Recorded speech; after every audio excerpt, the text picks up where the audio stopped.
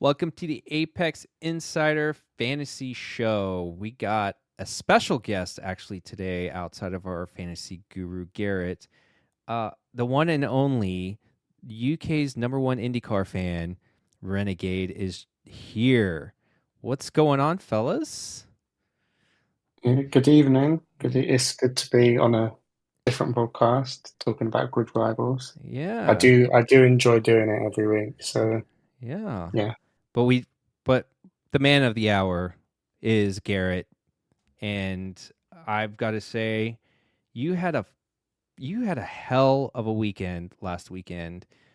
And not only that, it was just brought to my attention that you have a salary of $133 million still, which means you're rich right now. Like rich, I rich. am swimming in cash, and it is amazing. That's Yeah. that's that's incredible. So you ended up with 1,078 points and you took the lead. You overtook the lead from F1 Gridiron, who's been actually a seasoned guy in our Discord as well. Man, he lost a lot actually last week in terms of salary. But man, tell us what was the secret? How are you feeling? You're on top of the world right now. I am feeling fantastic. I capitalized with Colapinto as my talent driver.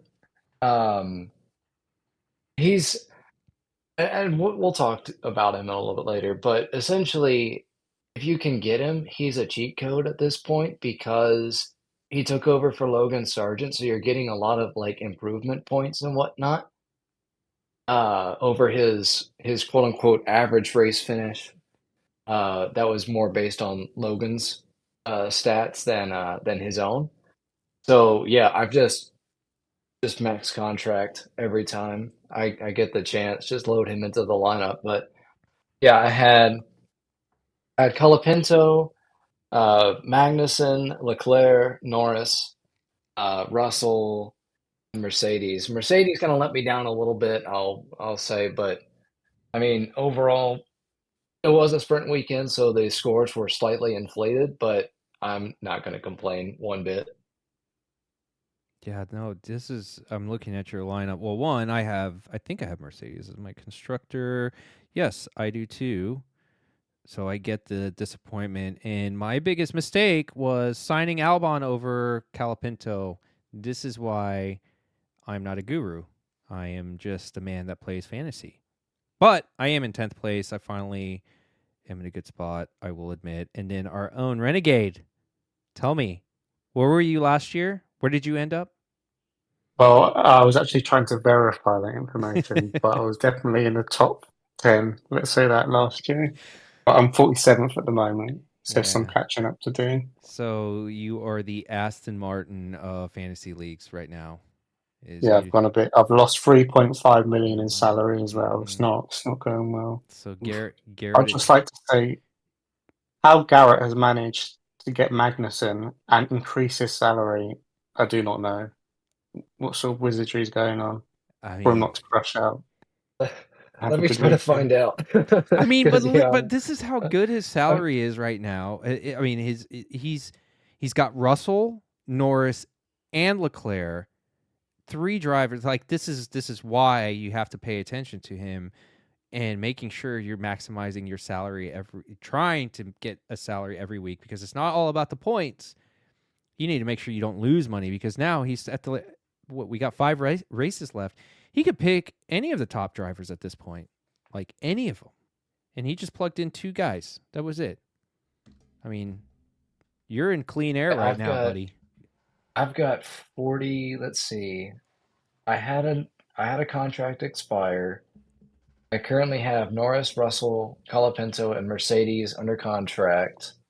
Um, Russell and Mercedes with one race left, and I have 43 million in the bank. So technically, I could sign two drivers who are above the talent driver threshold right now. Amazing. It's quite a place to be in, and like I feel really good that I'm not trying to gloat too much here because I'm about to bring myself down, but like I feel really good about this lineup. And then I look and compare to other people, and I'm like, how the heck do you have 146 million in some of these lineups that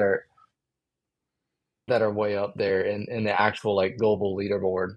It's As good as this pretty team is, I'm still like 2,040 or 2,460 something in the world. And I'm I like, wonder man, if they I wonder if they're just their strategy has been shorter contracts, like one race contracts for everyone but like a Max or Lando, and everyone else is just like I'm gonna be very track specific, do one contract, maximize there because I mean most of the year for me, I mean, yes, a lot. I would say about half the time it was just bad luck. I had the driver like this week, right? I had Mercedes. Oh, we got a DNF. Well, there you go, instant million out, just gone right there. yeah, Um, you get Bad two luck. Is million that per what you call DNF, it? and I mean, I like to come up with excuses in this industry and say everything is bad luck, do y'all even though my choices with backing Perez is just negligence. So we all have So our faults. I do think a good strategy is getting the. We have had a lot this year when the driver's been replaced and they come in for cheap. I mean, Colapinto's been good. I think yeah, Liam Lawson looks quite cheap. He's 10 million. He's going to improve for sure. He's the same price as Lance Stroll. He's definitely going to improve. But apart from that, maybe the Hasses. I don't know what your opinion is on that. They seem to be back a bit, and then whoever the top drivers, whoever's winning the race and podiums, well, things like that. I think it's very important. Let's see what the next tracks are to be able to determine that because right, Mexico, Brazil, and then we go to Vegas, Qatar. Qatar, no, Vegas, then Oh, Qatar, it's Vegas, Qatar. Okay, yeah, and then Abu Dhabi. and then Abu Dhabi. Okay. So I think with my team, I've got apart from Leclerc, I've got four drivers with one left, and they couldn't have gone. They weren't a good move. So I had Sainz, he's gone up in value, 24. I've had Alonso, who's sort of gone a bit downhill. Albon, who's sort of a bit more downhill. Mm-hmm.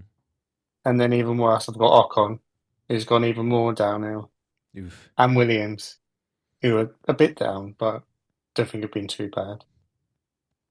I So think the process um, is definitely there.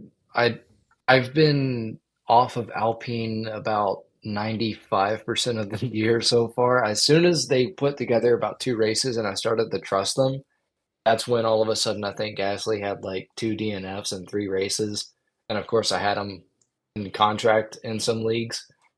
So I've just not played Alpine this year hardly, and of and tried to course, find value elsewhere. when you Um, have Albon, you usually have the teammate, but he's got a good teammate now, so it's sort of yeah. not working. So when you just asking a fantasy expert, when you do your drivers, do you do five race contracts usually, or how do you do it? So normally I take it mainly by roster construction. So I like to have a constant cycle of drivers coming in and out uh, per race. So if I can help it, two to three drivers slash constructors will essentially exit my lineup and enter that one race. What's the word? Like holdover. I can't remember the exact term. It's not coming to mind, but basically I can't use them for a race. One race ban, whatever Oh you want to yeah, call it. Um, and then that way, like if they're having, a downward streak or something like that, I can kind of move on and try to target value elsewhere. But um, it also does give me the flexibility if I do have a bit of a roster churn every week. Um, to then target potential values where like I think I mean, I know it's bottom of the barrel, but I do think that, say, for example, Bottas might be kind of interesting. I know that sounds super dumb at like 6 million, just because Sauber has been so bad. Yeah. But he essentially just has to finish like 17th, and he'll be fine. If you need like bare bones, like just get me something, and his value is probably not going to go that much lower. Or you could target Liam Lawson, who's on the better end of the spectrum for potential value and also points. Um, or if you're looking for maybe an Albon bounce back after he lost almost 2 million this week, you can then target that to hopefully increase your salary uh, for the coming weeks. So the drivers that I put in my lineup, again, I'm sorry I'm kind of rambling here, but essentially it's a case by case basis of who do I have that's going out of my lineup next week, so that I don't say have four drivers at once that I can't use the following race, if I just do a bunch of, say, one race contracts, for example. But if I think that, hey, I'm just trying to get this guy in to maybe get a slight bit of a salary bump, then I might just do a one race contract. So, um, like Magnussen in my F1 MG lineup this week, I only had Magnussen for one race. I'm like, just get me some points, maybe give me some salary, and I'll dump him and I'll go to a different value. That's kind of what I did with Magnussen. Meanwhile, I would say go with um, like as an example, maybe Russell. I would do for a few more races because I think, okay, he's going to get me points and potentially could go up a little bit in value or remain fairly stable. So yeah, it's balancing how many drivers do I have going out of my lineup each week, and am I targeting this guy for value, for points, both? What is the purpose of me putting this guy in my lineup? Does that help? Yeah, that helps. That helps because I've just been doing 5 race contracts for all of them without particularly thinking, oh, what if they go downhill or something? I usually think they're on an upwards curve and their salary, if they do well, is going up. So I don't really want them on a one race because then if they do well, I'm kind of suffering because I'm paying a bit more to get them back in my team. Yeah, it's And Yeah, I yeah, mean, often a lot of the guys that do one race contracts, I don't normally do that for higher price drivers. It's usually on the lower end. So like if I do someone like a Bottas, or even potentially if Alpine looks okay for the first couple of practices, like if I'm doing any of those back markers, usually it's just 1 week, maybe two, um, just because I just want some points, some cheap points at that, and then maybe like just increase your salary by zero point 0.5 million. It's nothing much. yeah, But having the ability to target drivers who might be a bit of a value each week, versus, say, confining yourself to 5 race contracts has helped me a lot this year in the leagues that I'm in. So yeah. yeah, that way you get a little bit more roster churn. You get more exposure to different drivers, so you're not just kind of confined to the more or less the same five for such a long period of time. There is a tiny bit of risk involved, but I think you make up for it with being able to target guys who have had DNFs. Like I could plug in Lewis Hamilton this week, and he's yeah. probably going to go up in value. Whereas if I had longer contracts or didn't have the same type of roster churn, um, I may not have had that opportunity. Yeah, I think I used that. I think we talked about that at the beginning of the season. So I started doing that, although I still typically would put like whatever top driver I'm going to pick at that moment, like a Lando, for example. I'd put him at 5 because I know that he's going to, or was hoping he would always be in the top 2 spots. I think for next year, the one thing I am going to do is I kind of want to change that up because one, we now have such a diverse top 4 teams. Could be anyone. It seems like at this point, Leclerc, Norris, or Max winning a race. I think I'm going to reduce down to 3 race contracts, or I might treat it like the back marker teams and do like 1 or 2 and just go race by race kind of situation, because then treat it like the stock market. While that value is, lost 1.2 million, I think that, the next week I might have an opportunity to bring that in and increase the value as well. So I think that was one of the big mistakes for me this year. Was I was locked into a lot of contracts even though I didn't want to, and then my value got below 100 million at one point, and I was stuck, and I had to do the 400,000. I think it was. I think it was that much, just to get another driver into my lineup, or risk it without one driver in my lineup and lose points. I How think did that you manage that? Can't even get a full team. Under 100 million. I don't know. I just kept You picking. couldn't even get Joe. You couldn't even get Joe in your team. I just kept picking drivers that would DNF. It just kept happening, and it was. I like, I would, 2 or 3 drivers would do fine, and I would get points, and value would increase. But then I'm just offsetting it by 2 donkeys just DNFing or not doing well, and I was struggling at one point. But yeah, I got it back together, and I knew. Now I'm just hoping I can. I don't know what my cap is at this point, but I think my cap would be, I could maybe get to 7th spot, maybe 8th. I could maybe chase, but at this point, like, trying to get in the top 5 with 5 races left is going to be challenging. At this point, I'm just trying to stay in the top 10.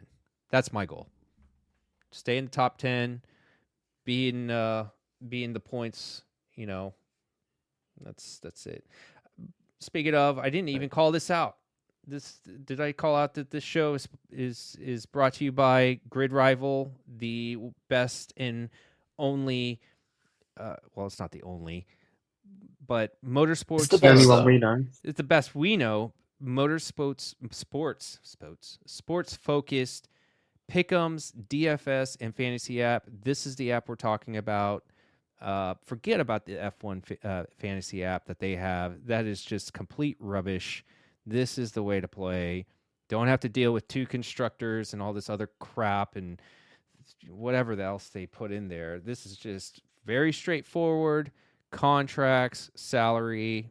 I mean, it's made for smart people like us. So, best app ever. Yeah. If you could only deal with one constructor, head over to Grid Rivals. I don't know if you guys have have you guys played the other one. I stopped playing on the other one because I was like, this is. I played for a few weeks, I think, and then thought I can't keep doing this. Yeah, Um, it's awful. it felt I super did look at it. clunky, and Yeah. I just wasn't sure how to navigate everything. But yeah, like GridRival, I've not had that issue at all. Not one bit. Grid Rivals is just a nice app. It is It feels a very nice app. It's got a chat room. It just feels very interactive, whereas the F1 official one feels very clunky. And Yeah, it's it definitely. feels like you need to have a degree in it to understand what's going on. Yeah, but I before pre-COVID, I used to play fantasy on the before they did it, whatever they did to it, and this is the way Grid Rival is now. Is the way we used to play. It was pretty straightforward. 5 drivers, constructor, salaries, contracts. Very simple. They did do those boosts things here and there. Like, you only had 2 for the year that you could use, and that was it. And the boost was, I think, just boosting points.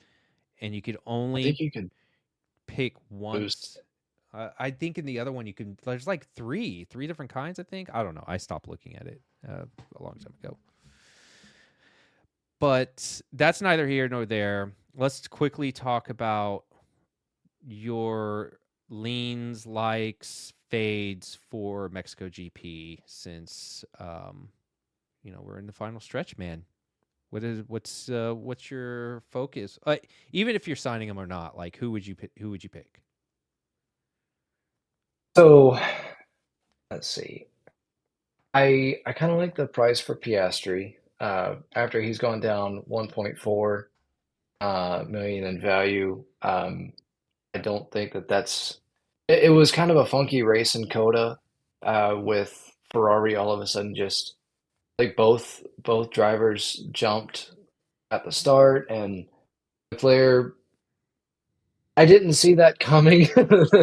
That win that he had, jumping three cars in turn one.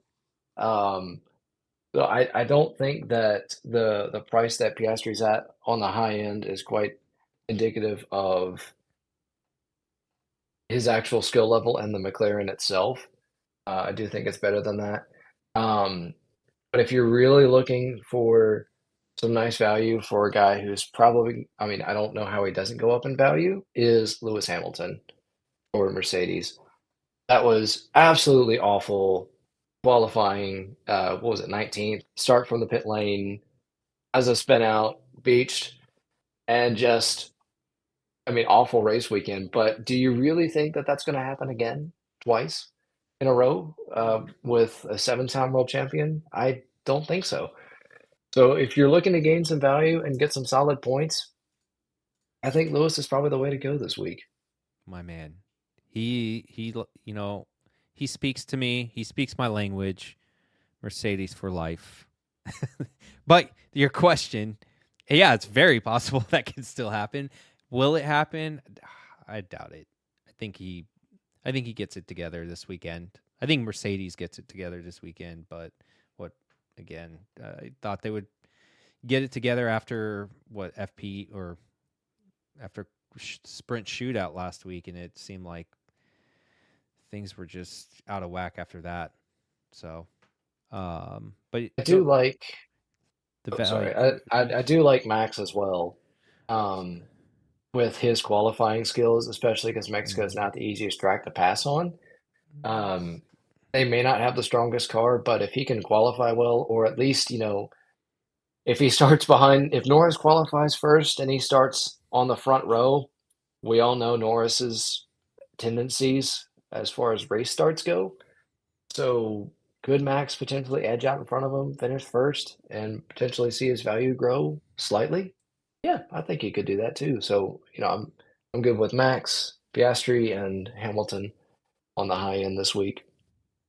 And what about let's see. What do you think about the Haas's and Albon versus Albon? Man, Stroll is cheap So, too. Jesus. oh, I've had a pretty strict, well, fairly strict. I've played him a couple of times, but like hating Lance Stroll has not done me wrong yet so far this year. I think I think I paid for it in DFS once where I did not play him and he had some random like P6 or something. Might have been Canada. I can't remember. But yeah, there was one race where I did pay for it and I was like, "Oh, that one's on me." But for the most part, I really haven't, you know, hurt myself for not playing Stroll, but as far as the Haas and Albon go, I think Albon's a good value. Um, at 11.6, I think he's better than the price implies. I know that he's been outclassed by Colapinto, but I don't know. Something just tells me that he's better. I mean, kind of like Lewis, where like I think he's better than his finish implied. I believe he is better than his finish implied. Um, so yeah, I'm good for Albon this week, and that's a massive jump between Magnussen at I 12.3 know. and then Hulkenberg at 17.5, and that's not just like a massive teammate gap, that's a massive driver gap. That is the 10th highest priced driver and the 11th. So there's a $5 million gap, or £1 million, or whatever you want to call it, gap between the two drivers. I favor Hulkenberg over Magnussen just because I think he's a little bit more solid, a little bit more stable. But if we're really going to talk about a cheap option as a talent driver, I've just been riding the Colapinto wave at 11.9. I'm still not scared off of him. At this point, he's shown an incredible amount of promise and drive or driving skill.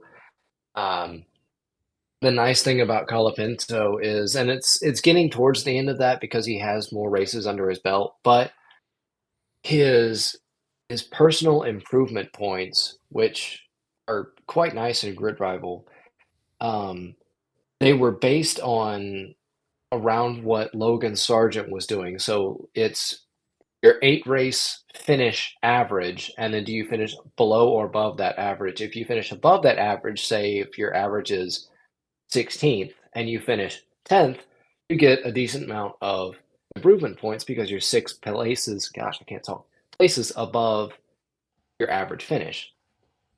Because Sargent's was so low, they essentially just brought that over to Colapinto, and then because of that, he's been finishing 8, 9, 10 places higher on average, on the reg above his quote unquote 8 race average. So that's just racking up free points left and right each week. And I've been using him as a talent driver both in season long and in DFS. And yeah, I'm gonna keep doing it until it's not worth playing, to be completely honest. Yeah, I think the other driver to think about too in that 10 million, 11 million range, Lawson.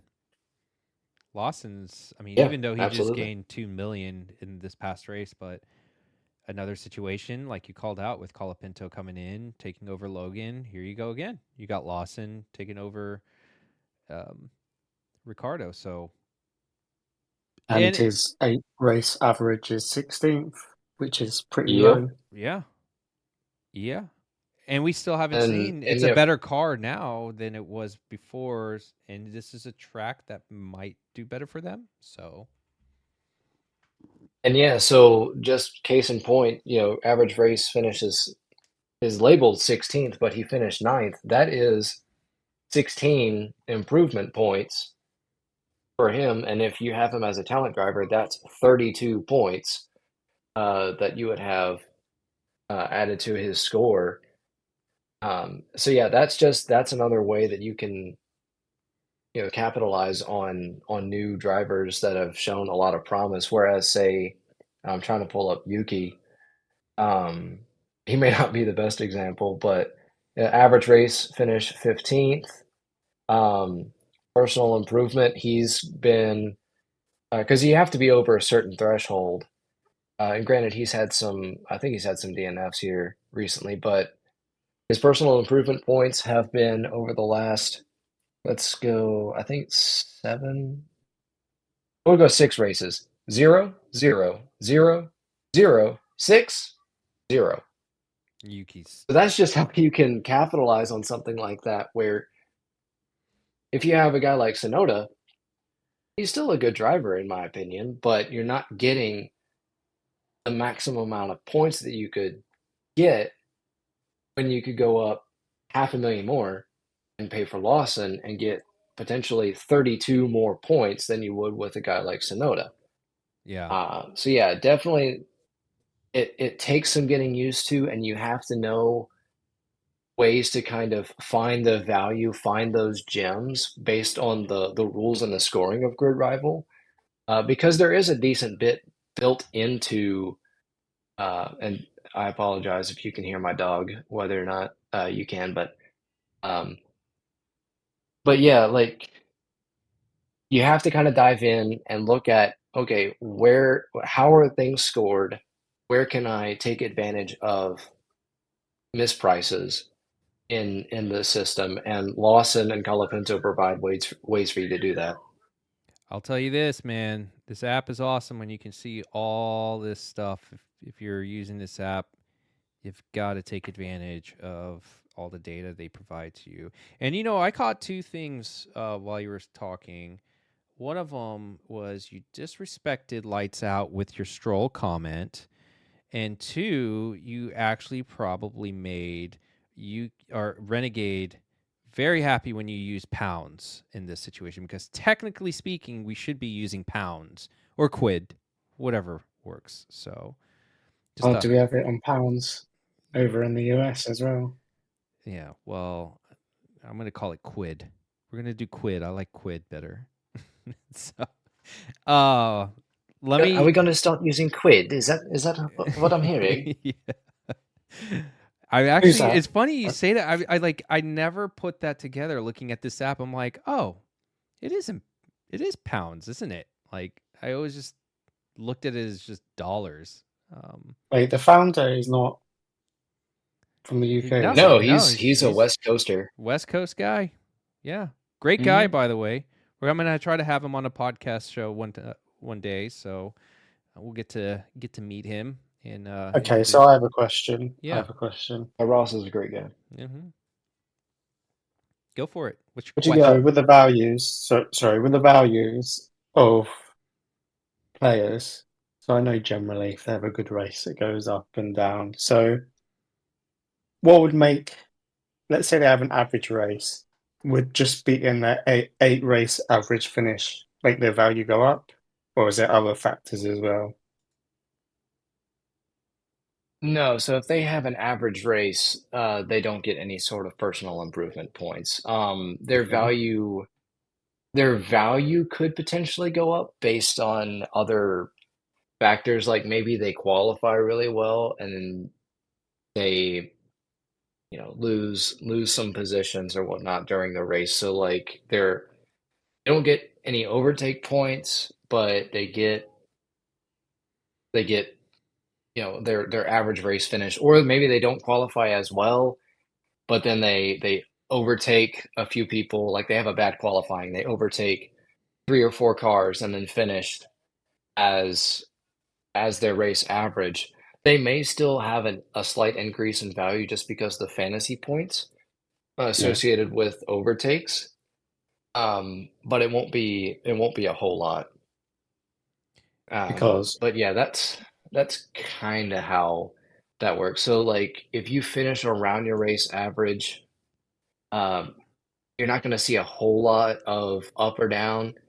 I mean, Russell didn't see any value gain or loss this week. Um, but yeah, that's when you see like, and I don't know the exact way of that, how the whole algorithm works for drivers' value going up and down. But yeah, roughly if it's a few points less than an average would be, then you might lose, you know, uh, a few 100,000 quid, which, when we're talking in millions, it's not that much, but like, or gain a slight bit, but it doesn't impact their value all that much. okay, because I That was help? eyeing up Perez because he had an 8 race average of 10th and he finished 7th last race. But Russell also has an 8 race average finish of 10th and finished 6th. And I can see their values stayed static basically. So it's not just Mhm. 8 race average. Yeah, and that's where it is a little difficult with just because Perez has struggled so much. I've I've been kind of off of him most of the year. Yeah. And another thing is like I would rather have the safety of say, I mean, quite honestly, Russell's just even I think his 10th race average is probably due to I think he had like a DNF. I don't know if the disqualification was 8 races ago. It might have been, but I think that kind of bumps him down a little bit. Um, but I would rather go down to Hulkenberg and get the 2x points Yeah. than play Perez So at someone just with a bit above of the 18 million threshold for so talent someone with a drivers. bit of potential rather than someone who's sort of slowly just going downwards. Yeah. If you want to see something very depressing, you should look at Sergio Perez's chart. It looks like I the know I did. 2021 stock market. That's like F1 money gang. Oh my god, it's so But depressing, yeah, man. so It's so depressing to watch it. so I feel yeah, for like me, it's like like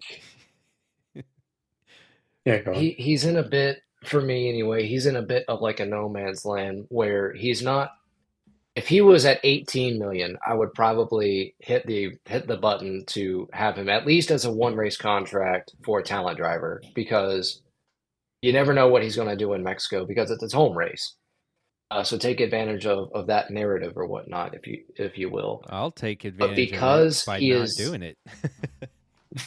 or just don't.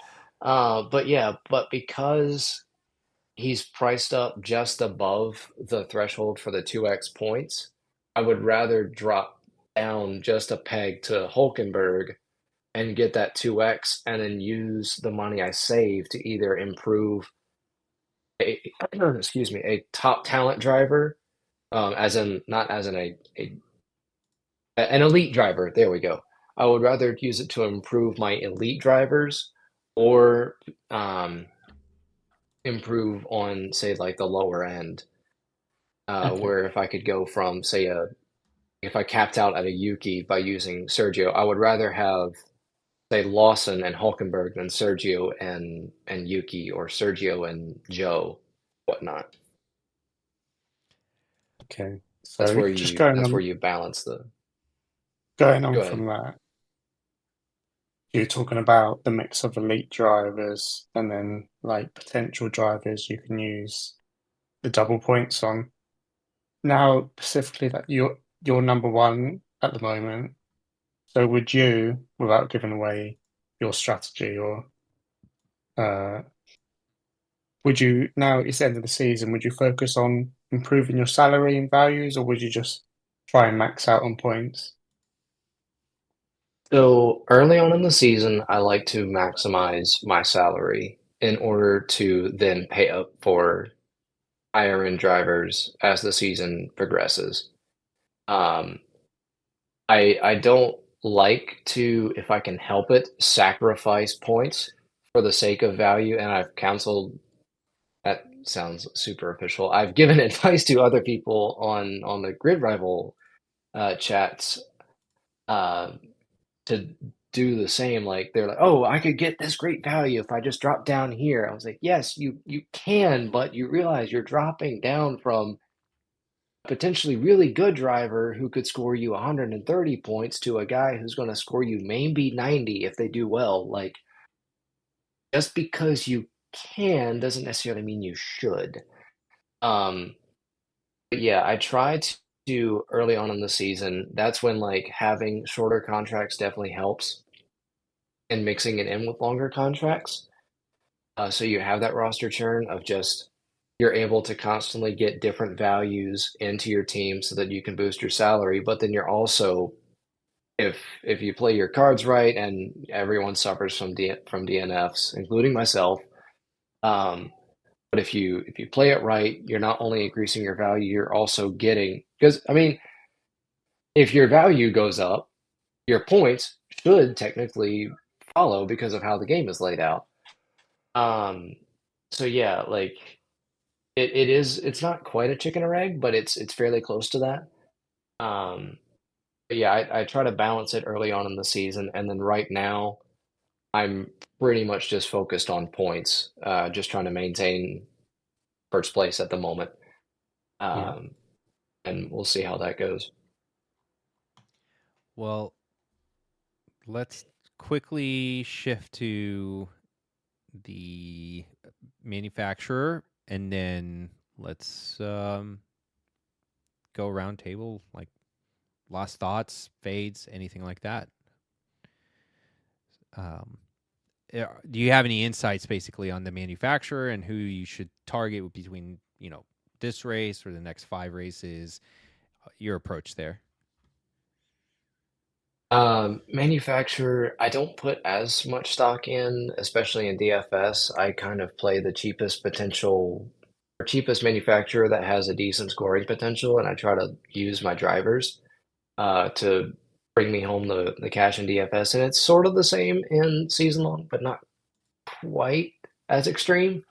Like there's been times where I'll play like Williams back when they were 9 mil um, in DFS, but I wouldn't quite do that in season long leagues, um, just because you're playing a different game. But for now, I don't mind Mercedes. I can't say that they're necessarily like a smash play, um, but I think that their value is going to go up. If you're looking to build just a tiny bit of value with the races we have remaining, I think that they're a good play because they should give you a ceiling, especially if if they have both drivers and cars finish the race. But yeah, they should give you a little bit of a ceiling and some value building as well.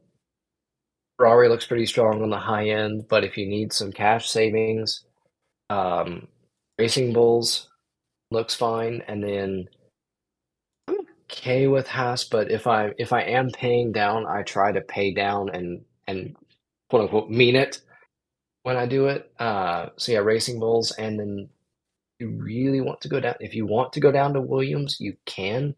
It's not my favorite play, but I could see why you would do that, especially if you're hoping for an Albon bounce back. And then Colapinto, just continues his domination more or less. Well, that's interesting. So, like, have you been doing that all season, where you just pick any decent manufacturer as long as they're going to get you some points? Like, are you picking the top four, or are you sometimes like, you know what, I'm just going to play this one this time, and then next week I'm just going to play Haas or anyone lower than I would Haas? say 70 to 80% of the season, I'm picking between the top four manufacturers Okay, because, so it's again, tough. I do value the points. Mm-hmm. But every now and then, whether you're in a bit of a cash bind because you're drivers, or you're just like, you know what, you had a horrible race by this team who, completely botched up their strategy or had a car DNF or both or something like that. Like if you can spot a value and that team, even though they're lower priced, I'm not saying that they're like this, but I'm just going to throw Williams as just an example so I can say a team name. But if you see that Williams is like, okay, look, think they're going to do better. So let me just throw in a one race contract and then I'll look for another top constructor next week. Then that's perfectly fine. I've done that for probably somewhere between 20 to 30% of the season where I'll play a lower price constructor just because I think the value is there. And I think that they're better than what the current price implies. All right. Well, next year, just be careful. You've given us your tips and tricks. It's going to be Renegade and Capper 1 and 2. That's what I'm On feeling. I two. mean, hey, that's why I'm here. I'm here to help. Gotta help the people. Yeah. And then Gotta make if I'm not making people better, then I'm not doing my job right. So I wish I could say the that's same that's thing kind of how about I look at myself it. after last week's race day, I should say, race day odds. you know that Ferrari 1-2 video I posted ages ago where everyone's going crazy. If it was an Yeah. F1 Kappa Renegade 1-2 on Grid Rivals, it'd be even worse. Oh my God, we would wreck shop. Wreck shop. You know, excuse me, is that your opinion? But are you 1 or 2 on Grid Rivals, eh? Me? We're not like Oh, I'm going. no. I'm not gonna. I'm not gonna be Carlos Sainz. no. That's apparently what What? you Who's Oh think. 1 gosh, or yeah, who's 2? Anyway, I'm gonna have to watch my back. Yeah, yeah. Next Know year. it. Next year. All right. Well, guys, this was fun. I think we got a lot of great insight, Garrett. We really appreciate you giving me and Renegade these tips that you've been doing. Obviously, I don't know. I've been feel like I've been doing this for a while and never found a true method, rhyme or reason of what I've done. But this year I've gotten better and better with it. And now hearing how you're maximizing your salary, that's where I kind of now get where my opportunity is. Probably should have had that conversation earlier this year, but we were too busy betting. So yeah. Anyways, everyone, GridRival app. Find the link below. We have a link that you can just click on, and you can go straight to it, download it. It also has pick'ems, which we do pick'ems, except we don't do a podcast for it. Hopefully next year we'll start doing that. But it also has daily fantasy. It is a really cool app. It's the way to play F1 fantasy if that's all you want to do. Hands down, just get away from the F1 app that they have out there. So, any last words that you guys have? I have No, one. it's just Done for me. Glad oh, to be doing this, and I can't wait for Mexico. Yeah, I have one. And the one word is avoid Sergio Perez. Donkey. So, anyways, it's fun. We'll see you guys this weekend. guys.